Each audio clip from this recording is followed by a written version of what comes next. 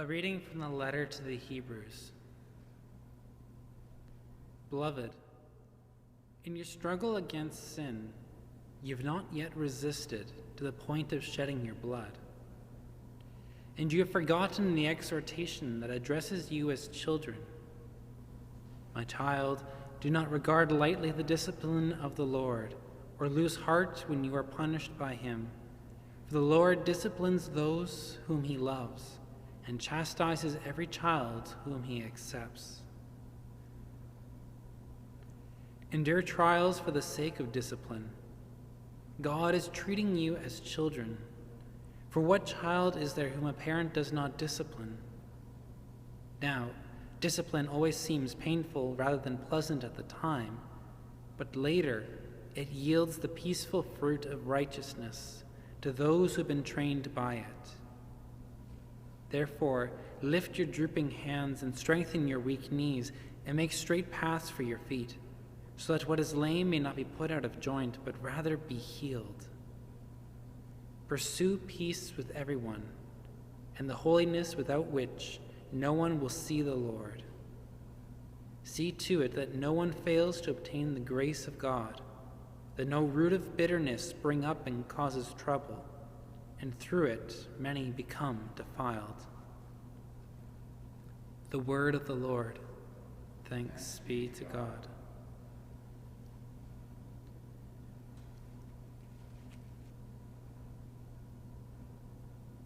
The Lord's kindness is everlasting to those who fear him. The Lord's kindness is everlasting to those who fear him. Bless the Lord, O my soul, and all that is within me, bless his holy name. Bless the Lord, O my soul, and do not forget all his benefits. The Lord's kindness is everlasting to those who fear him. As a father has compassion for his children, so the Lord has compassion for those who fear him.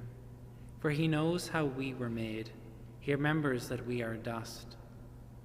The Lord's kindness is everlasting to those who fear him. But the steadfast love of the Lord is from everlasting to everlasting on those who fear him, and his righteousness to children's children, to those who keep his covenants. The Lord's kindness is everlasting to those who fear him.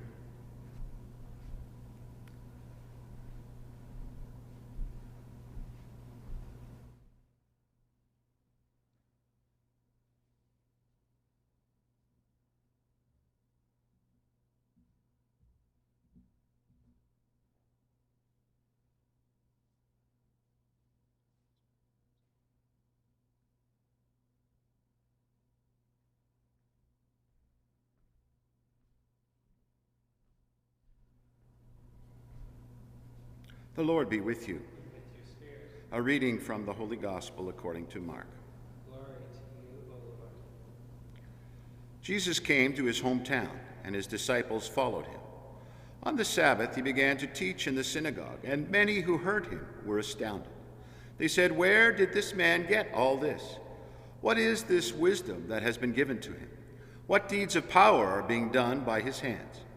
Is not this the carpenter, the son of Mary, and brother of James and Joseph and Judas and Simon? And are not his sisters here with us?" And they took offense at him. Then Jesus said to them, "Prophets are not without honor except in their hometown and among their own kin and in their own house." And he could do no deed of power there, except that he laid his hands on a few sick people and cured them. And he was amazed at their unbelief. Then Jesus went about among the villages teaching. The Gospel of the Lord. Praise to you, Lord Jesus Christ. Well, in the Gospel today, we encounter the mystery of resistance to the presence and the power of the kingdom, the presence and the power of Jesus Christ. And we see it in the example of his hometown, and we can draw a lesson from that, perhaps, that we take for granted those things which are closest to us and most known to us, and there would be indeed much to learn from that. But spiritually also, we need to reflect on our own lives in the context of this resistance to the power of God, not specifically necessarily to our taking for granted the people and situations in our life that are closest to us, although those are things that we need to be very much aware of and on the lookout for. But there is within us and within our hearts a resistance to God's power, to God's goodness, and to God's authority. There may not be such resistance in our conscious and thinking minds, but this is one of the fundamental truths of humanity that our Christian story, much of which we've inherited from our Jewish mothers and fathers, pierces right into the very heart.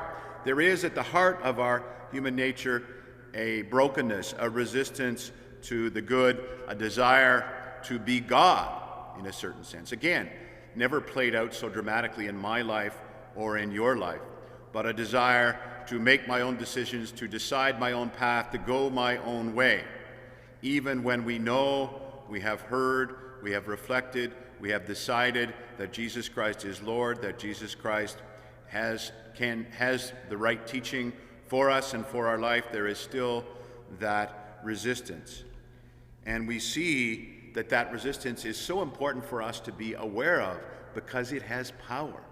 It is so strange for us to reflect and to think about the fact that we might have power over God. But even in this little story of Jesus' visit to his hometown, when they start to take offense at him, it says, Jesus could do no deed of power there except that he laid his hands on a few sick people and cured them. Well, for us, of course, that would be amazing and wonderful. But by the standards of what Jesus has done, it's not the same level as much of what he has done. Their resistance to him prevented his grace and power from working in them and in their world. And so, too, the reason that we want to be aware and reflect regularly on our own resistance to God in our heart as it plays out in our lives and in the decisions that we make is for the same reason. Nothing can stop God's grace from acting in our life except we ourselves, in our resistance, in our pride, in our self-deception as to our circumstances and who we are and who others are. Nothing can hold back God's grace except us.